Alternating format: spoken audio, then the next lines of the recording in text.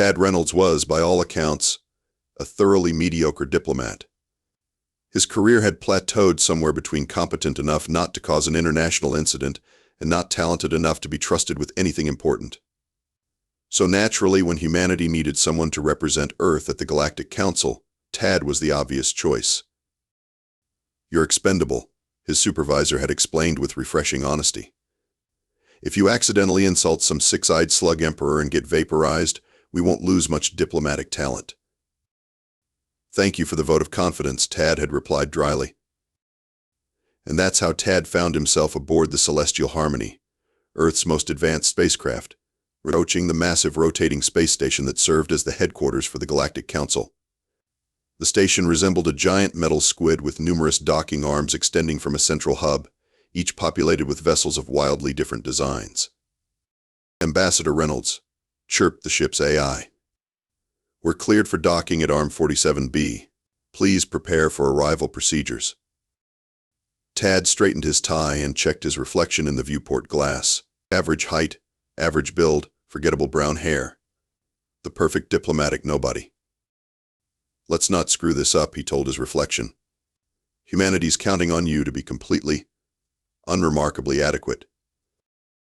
The docking process was smoother than expected, and soon Tad was stepping through the airlock into the station proper. The gravity felt slightly off, about 90% of Earth normal, giving his steps a subtle bounce that would take some getting used to. The reception area bustled with activity. Aliens of every conceivable shape moved about with purpose, some floating, some slithering, some using various configurations of legs that defied easy description. The air smelled faintly of cinnamon and diesel fuel. A holographic sign flashed, "Welcome Earth Representative," in 20 different languages, including what appeared to be interpretive dance performed by a small purple blob. "Ambassador Reynolds?" A voice like marbles in a blender called out. "Over here, please." Tad turned to see a tall, mantis-like being with 4 arms and iridescent compound eyes. It wore what appeared to be a formal uniform with numerous badges and insignia. "I am Protocol Officer Zilk. Welcome to Harmony Station." The alien's mandibles clicked rhythmically. "I'll escort you to your quarters." "Thank you," Tad replied, extending his hand automatically.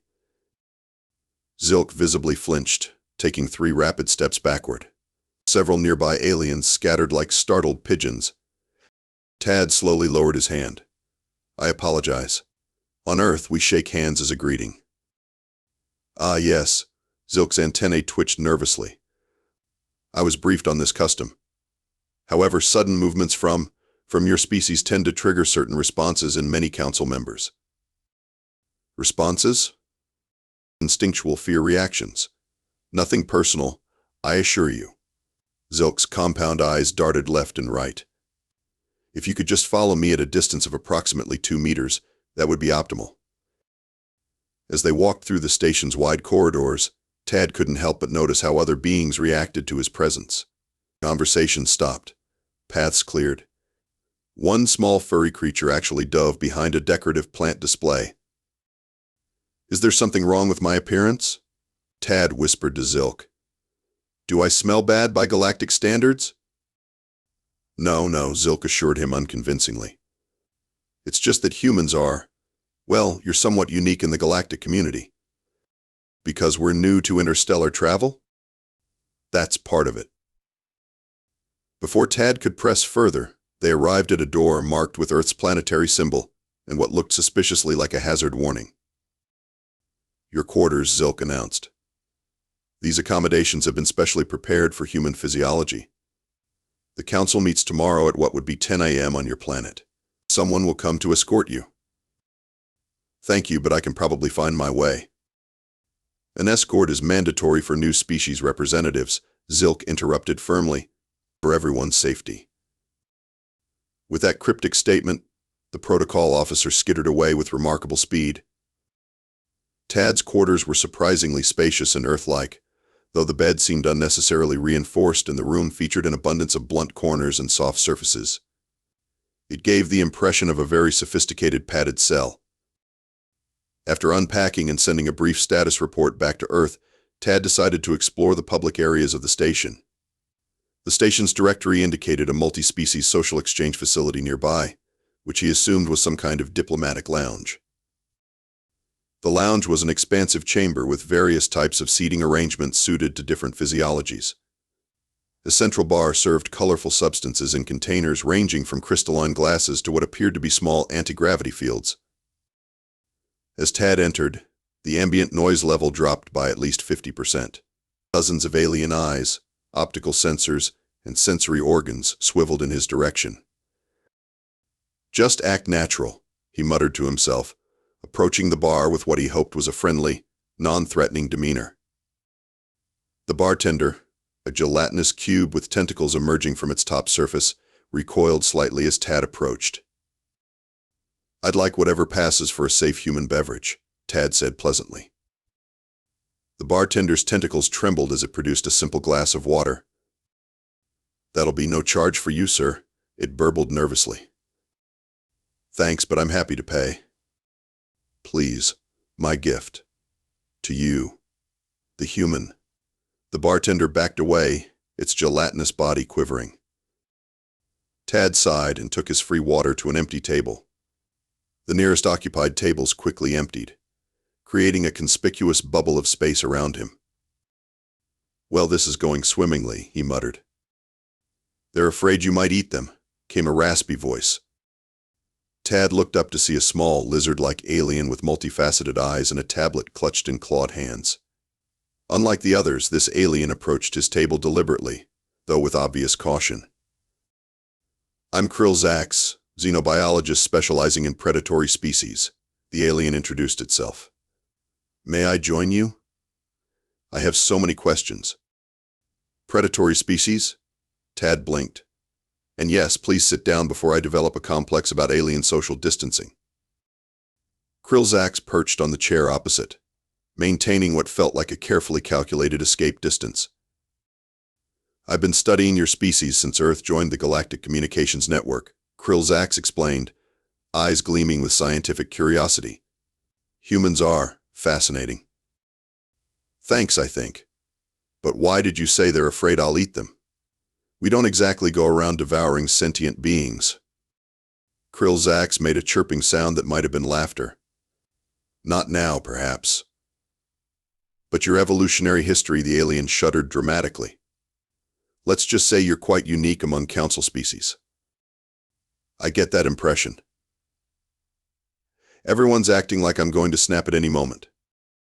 "Well, aren't you?" Krill Zax asked with apparently genuine curiosity. "No, we're peaceful explorers, mostly." Krill Zax made a note on its tablet. "Fascinating. Denial of predatory nature despite physiological evidence. Is this cultural conditioning or genuine evolutionary divergence?" Tad sipped his water and wondered just what he'd gotten himself into.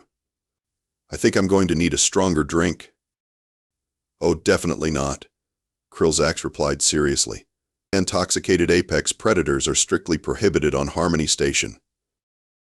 The Galactic Council chamber resembled a massive amphitheater, with concentric rings of seating surrounding a central podium. Representatives from hundreds of worlds filled the chamber, creating a rainbow of alien forms and a cacophony of translator devices.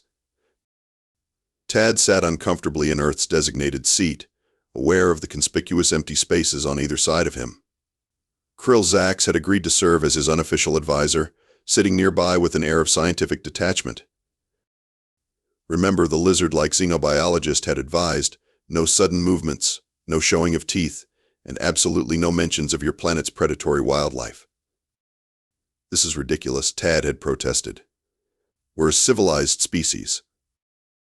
With binocular vision, forward-facing eyes, and canine teeth, Krill Zax had countered, classic evolutionary markers of a pursuit predator. The session began with various procedural matters that Tad struggled to follow. Despite universal translator technology, the bureaucracies remained impenetrable across species barriers. Finally, the council president, a willowy being with skin like flowing mercury, announced, "We now address the application of Earth for full council membership." A spotlight suddenly illuminated Tad's position. He stood, as instructed, and tried not to make any threatening gestures. "Thank you, esteemed council members," for considering Earth's application, he began with his prepared remarks. Humanity is honored to join the galactic community and eager to contribute our unique perspective. A murmur rippled through the assembly at the word unique. The council president nodded. Before voting on Earth's status, the biology division has requested time to address certain concerns. From across the chamber rose a massive slug-like creature with multiple eye stalks and tentacles adorned with scientific instruments.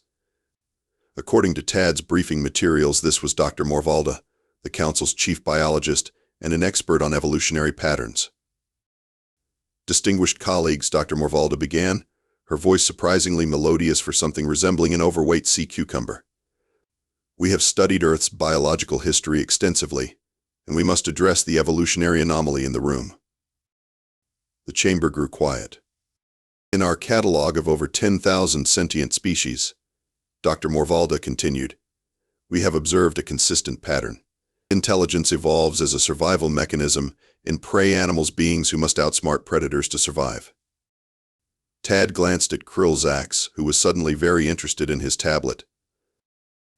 Yet humans, the biologist's eye stalks swiveled toward Tad, appear to be the only sentient species that evolved without natural predators. Instead, they evolved as predators. The chamber erupted in nervous chittering and alarmed whistles. Order, called the council president, though Tad noticed even the composed mercury-skinned being had edged away from Earth's section. Dr. Morvalda raised a tentacle for silence. Ambassador Reynolds, can you explain why humans are the only known sentient species that evolved without natural predators? Tad stood frozen, completely blindsided by the question. His diplomatic training had covered first contact protocols, cultural sensitivity, and even emergency evacuation procedures, but nothing about defending humanity's evolutionary history. I'm not sure I understand the concern, he finally managed. Many Earth animals are predators. Is that unusual? Predatory animals are common, Dr. Morvalda agreed. Predatory sentients are not. Every other species represented in this chamber evolved from prey animals. Prey develop intelligence to evade capture. Predators typically rely on physical advantages rather than developing higher cognitive functions. Another voice joined the conversation, a floating cloud of gas contained within a transparent exoskeleton. If I may, Dr. Morvalda. I am planetary historian Gleep, and I have reviewed Earth's historical records. Tad noticed Gleep's containment field pulsing rapidly, which he assumed indicated anxiety. Humans didn't just evolve as predators, Gleep continued, voice quavering. They evolved as persistence predators, perhaps the most terrifying hunting strategy in the galaxy. They pursued prey until it collapsed from exhaustion. They can track targets for days. Their endurance is unsettling. That was prehistoric humans, Tad protested. We've evolved culturally since then. Have you? Dr. Morvalda's eye stalks swiveled skeptically. Our research shows your recreational activities still include hunting, fishing, and something called marathon running, which appears to be practicing persistence predation for enjoyment. The chamber erupted again, this time with what sounded distinctly like fearful keening. Krillzax leaned toward Tad and whispered, perhaps mention you're vegetarians? Many humans choose not to eat meat at all, Tad announced desperately. A predator that can choose not to hunt? Gleep's gas cloud darkened with concern. That suggests an even higher level of predatory control, the ability to switch hunting instincts on and off at will. Tad slumped back into his seat. This was not going well. The council president cleared their throat, or what passed for a throat in their alien physiology. Perhaps we should adjourn to review this new perspective. The Earth membership question will be continued tomorrow after careful consideration. As the chamber emptied, diplomats gave Tad's seat a wide berth. Even his assigned guide waited at the maximum distance possible, while still technically fulfilling the escort duty. That could have gone better, Tad muttered to Krillzax. Actually, I thought it went quite well, the xenobiologist replied. No one suggested quarantining your planet. Is that a possibility? Krillzax's multifaceted eyes blinked in sequence. Let's just say I'd suggest researching council archives tonight. You need to understand exactly why everyone's so nervous.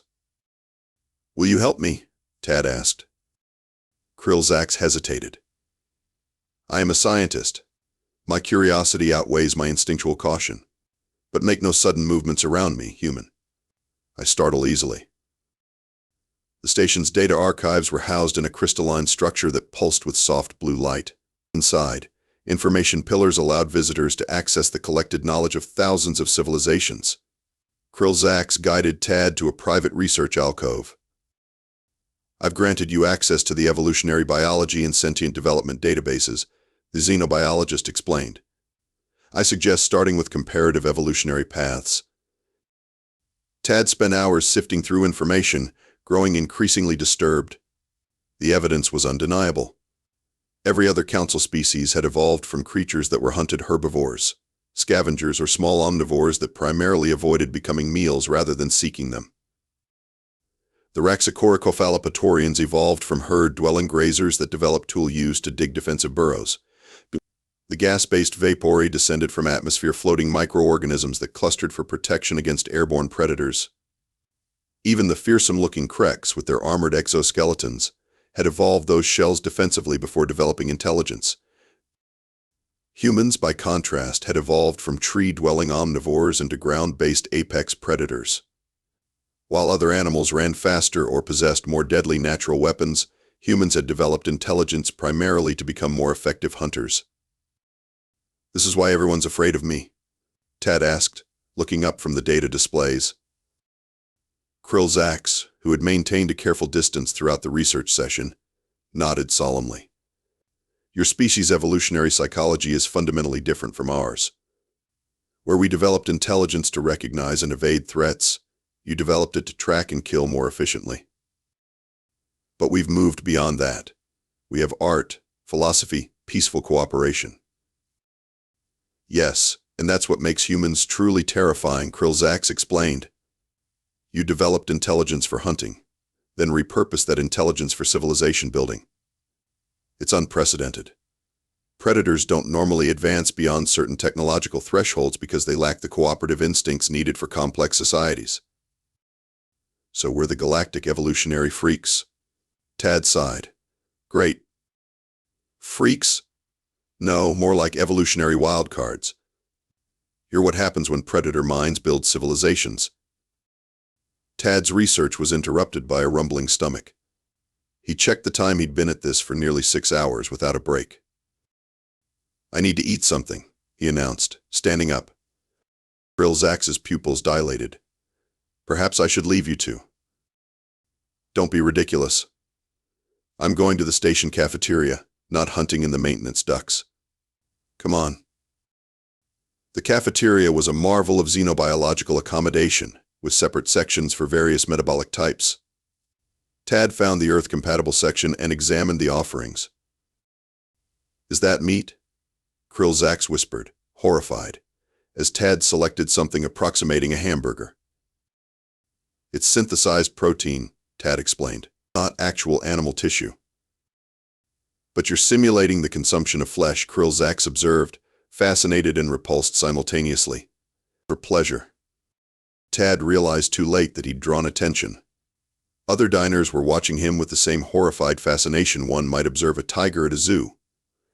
When he bit into the burger, several aliens flinched visibly. One small, rabbit-like being fainted outright. Perhaps we should have ordered room service, Krillzax suggested as the cafeteria rapidly emptied. They were interrupted by the arrival of a hulking, rhinoceros-like alien in what appeared to be a security uniform. Despite its imposing size, Tad noticed the officer maintained a careful distance. Ambassador Reynolds, the security chief rumbled. I am Dronx, head of station security. I must inform you that several diplomats have expressed concerns about your dining habits. I'm eating a synthesized protein patty, Tad protested, not dissecting a live specimen on the table. Nevertheless, we request that human dietary requirements be handled privately in your quarters. Dronx's small eyes watched Tad warily. And I must also inform you that I've been assigned to monitor your movements while on the station. You're putting me under surveillance? Think of it as a protective detail, Dronks replied unconvincingly. For everyone's protection. As the security chief lumbered away, Tad turned to Krillzax in exasperation. This is absurd. How am I supposed to represent Earth effectively if everyone sees me as some kind of monster?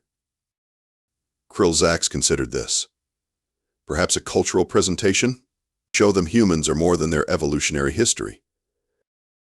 That's actually not a bad idea, Tad admitted.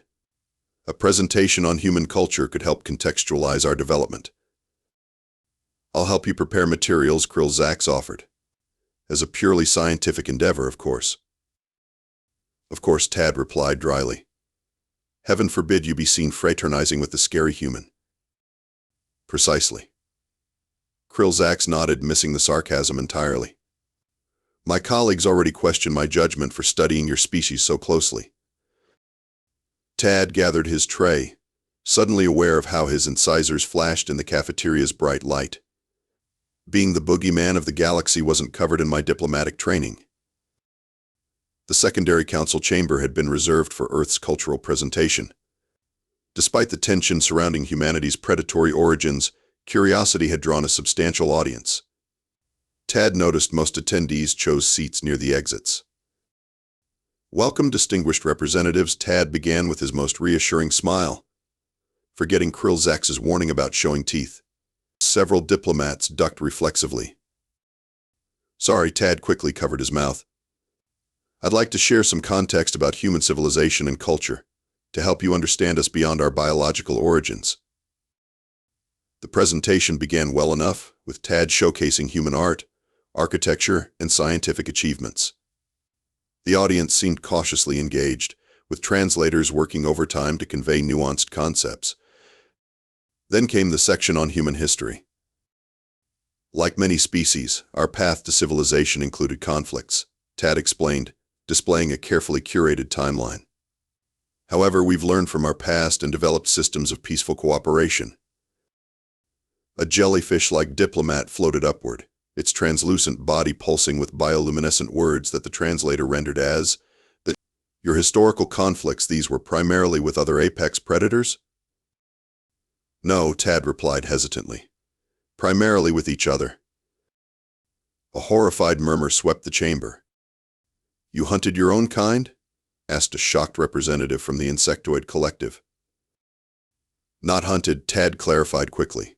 We had territorial disputes, resource conflicts, ideological differences. So you fought over hunting grounds, interrupted another diplomat. That's not. Tad stopped, realizing the trap he'd fallen into. From the prey perspective, human history looked like violent competition between predator packs. He tried a different approach. Let me tell you about our recreational activities, which demonstrate our cooperative nature. The images shifted to show human sports and games. Tad had specifically chosen collaborative examples: relay races, orchestras, team-building exercises. What is this activity? Asked Dr. Morvalda, eye stalks fixed on an image of a soccer match. This is soccer, or football, as many call it. It's a team sport where players cooperate too. They appear to be simulating a pack hunting scenario, Dr. Morvalda observed. Pursuing a small object as a coordinated unit, utilizing flanking maneuvers characteristic of pursuit predators. That's not the purpose, Tad began. And this? Gleep's gas cloud pulsed rapidly, as the display showed a symphony orchestra. That's collaborative music creation, Tad explained, dozens of individuals following a leader to create harmony. So humans practice synchronized pack behaviors, Gleep concluded. Like hunting packs, establishing dominance hierarchies through ritual displays. Tad's frustration mounted. You're interpreting everything through a predator-prey lens. How else should we interpret it? Asked a small, mouse-like diplomat. Your species literally evolved to kill and consume others. Your very psychology is built on stalking and capturing. The presentation deteriorated further when Tad unwisely mentioned human exploration achievements. You mean territorial expansion, corrected a plant-based intelligence from a gas giant's moon. A diplomatic reception followed the presentation, supposedly to foster better understanding. Instead, the tense atmosphere made meaningful conversation impossible. Tad found himself increasingly isolated, with only Krill Zax and a few scientifically curious delegates willing to approach him. The situation reached its nadir when Tad, attempting to break the ice with a self-deprecating joke, laughed loudly at his own diplomatic fumbling. The sharp sound sent several nearby diplomats into instinctual defensive postures. A representative from Proxima Centauri B actually sprayed defensive ink before retreating behind a potted plant. "I think we should leave," Krill Zax suggested urgently. "Your vocalizations are triggering prey responses." As they exited, Tad noticed Dronks and several security officers tracking his movements. The rhino-like security chief was speaking into a communication device, eyes never leaving Tad. "This is going badly," Tad muttered as they returned to his quarters. "The council is meeting in emergency session," Krill Zax confirmed. "Sources tell me they're discussing whether humanity represents a fundamental threat to galactic stability." "That's insane. We just want to join the interstellar community." "You don't understand." Krill Zax's voice dropped to a whisper. "Most council species have deeply ingrained instinctual responses to predator stimuli. Your forward-facing eyes, your teeth, your movements, everything about humans triggers ancient survival instincts. So what are they considering? Rejecting our application?" Krill Zax nervously clicked its claws together. "Some delegates are suggesting Earth should be quarantined, classified as a dangerous world, with limited supervised contact." "They can't do that." "Actually, they can. The containment protocol has been invoked 12 times in Council history for species deemed evolutionarily incompatible with galactic peace." Tad sank into a chair. "So humanity will be isolated because we evolved from the wrong kind of ape? This is biological discrimination." "From their perspective, it's self-preservation," Krill Zax explained. "Try to understand, every other sentient species has hardwired fear responses to predator characteristics.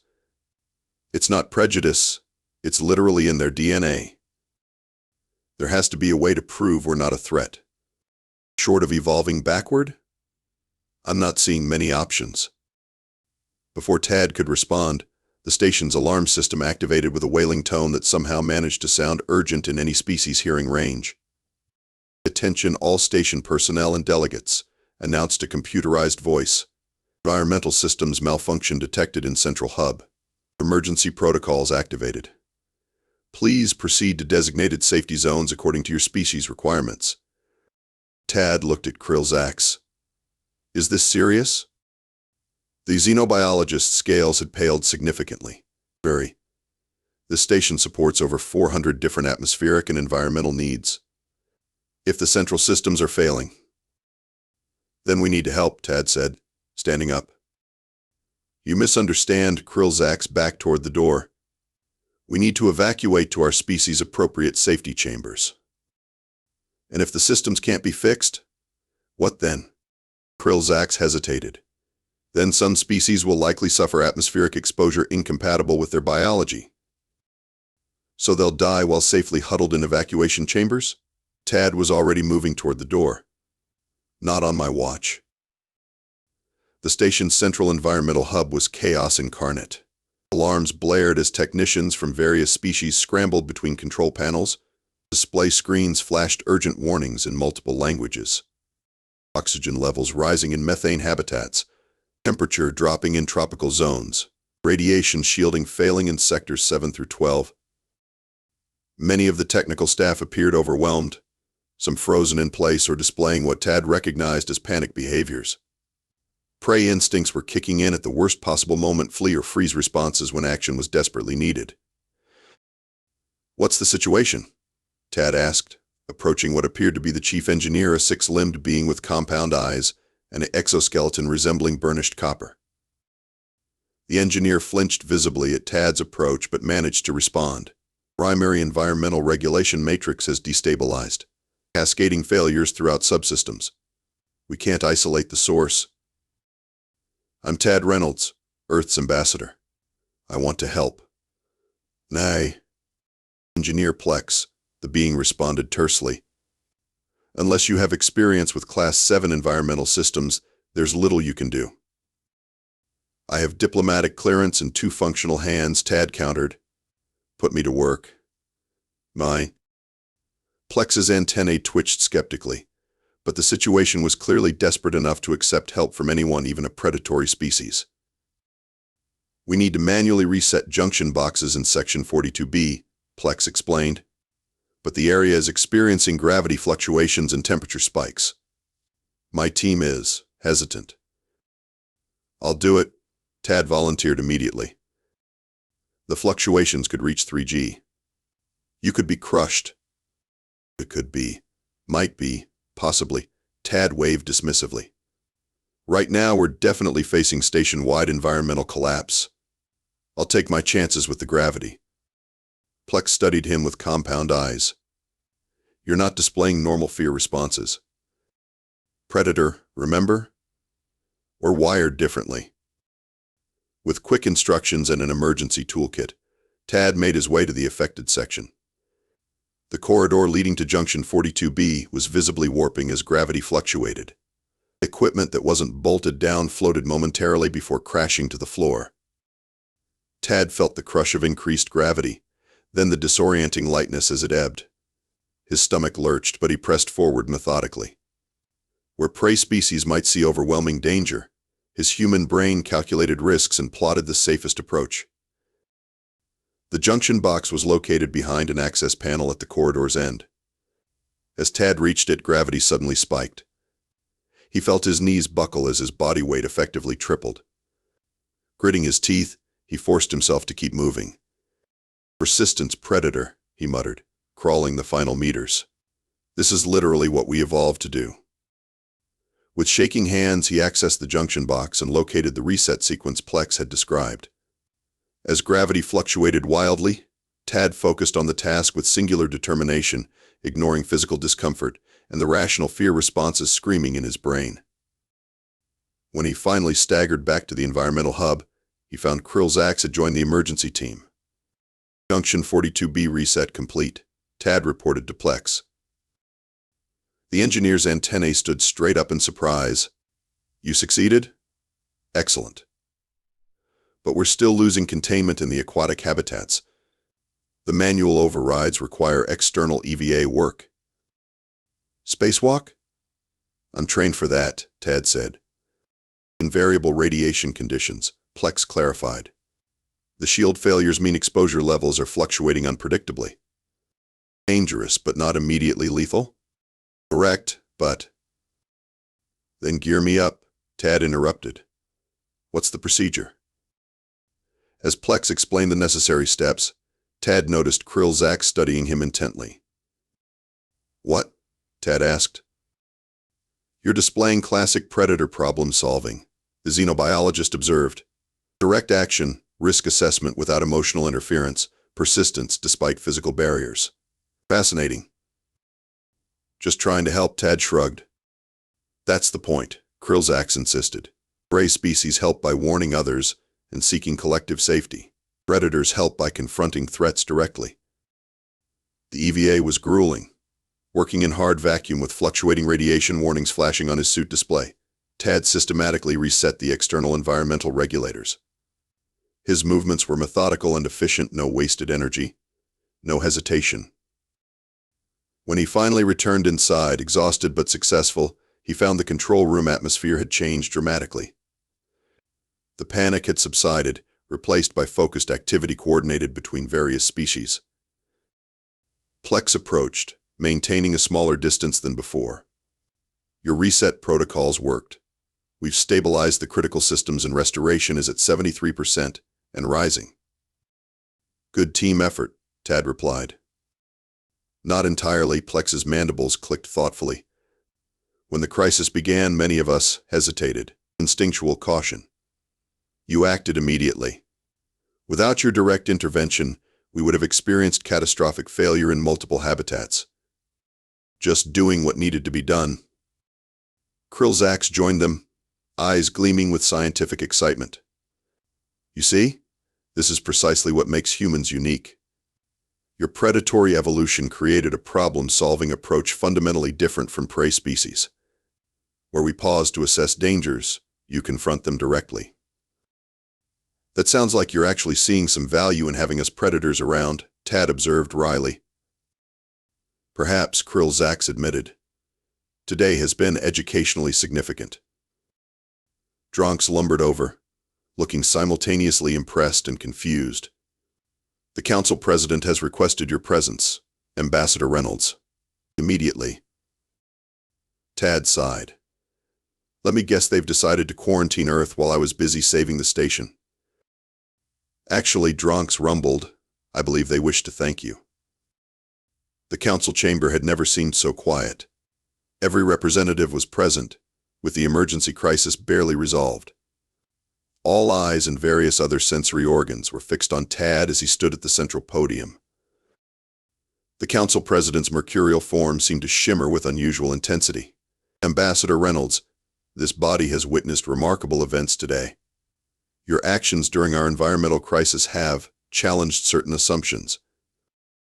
Tad remained silent, sensing this wasn't the time for human quips. Our biological differences are not merely physical, the president continued.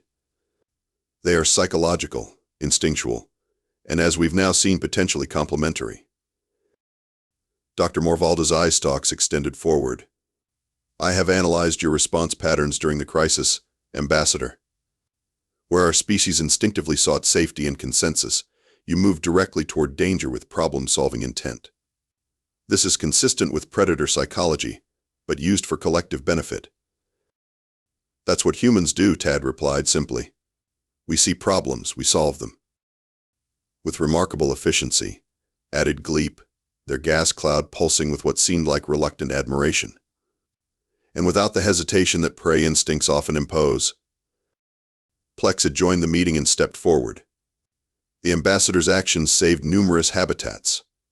Without direct intervention, we would have experienced significant casualties while debating evacuation protocols. The council president nodded. This brings us to an unprecedented conclusion. The very predatory traits that concerned us may, in controlled circumstances, provide valuable diversity to our collective decision-making. Earl Zax, who had been granted special permission to address the council, spoke up. My research suggests humans represent an evolutionary parallel path to intelligence, one driven by hunting rather than hiding. This gives them problem-solving frameworks fundamentally different from our own. Tad felt a strange sense of relief. They were finally seeing humanity's potential contribution, rather than just fearing their biological history. Distinguished council members, Tad said, choosing his words carefully.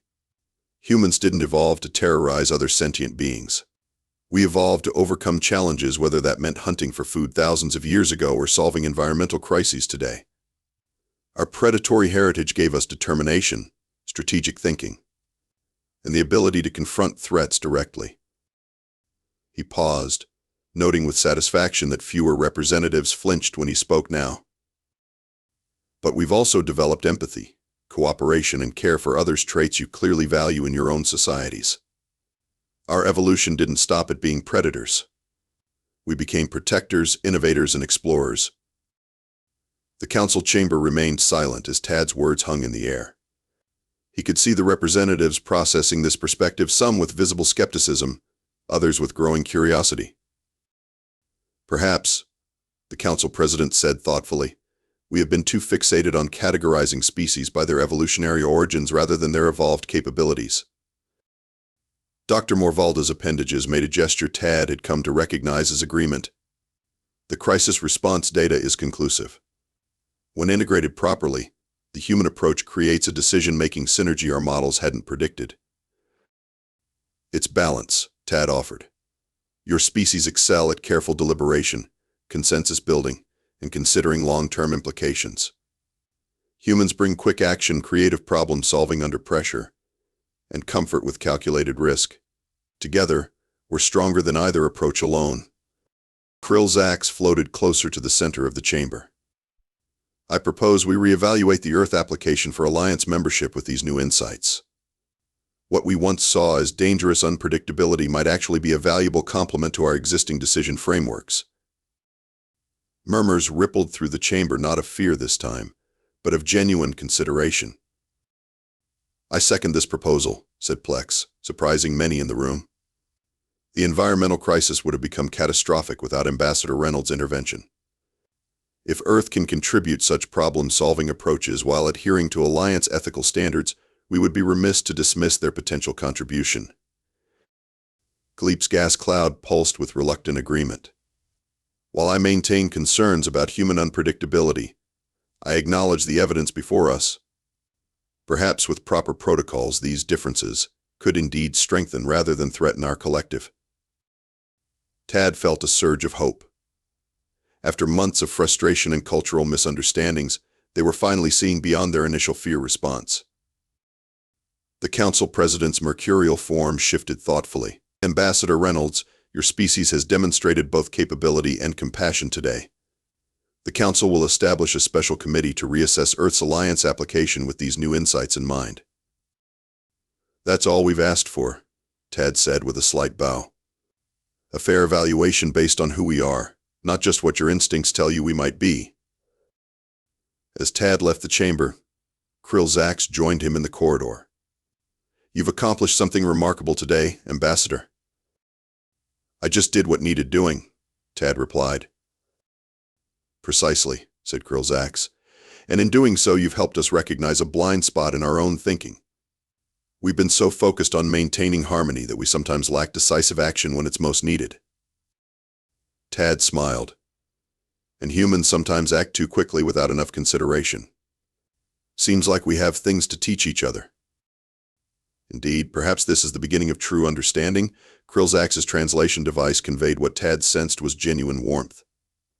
Not simply tolerance of our differences, but appreciation for what those differences contribute to our shared future. As they walked together toward the habitat restoration zones, Tad realized this was exactly what diplomacy was meant to achieve, not just avoiding conflict, but discovering how fundamentally different beings could create something greater together than either could alone. The path to Alliance would still have challenges, but for the first time since his arrival, Tad felt certain that Earth had found its place among the stars not despite their differences, but because of them.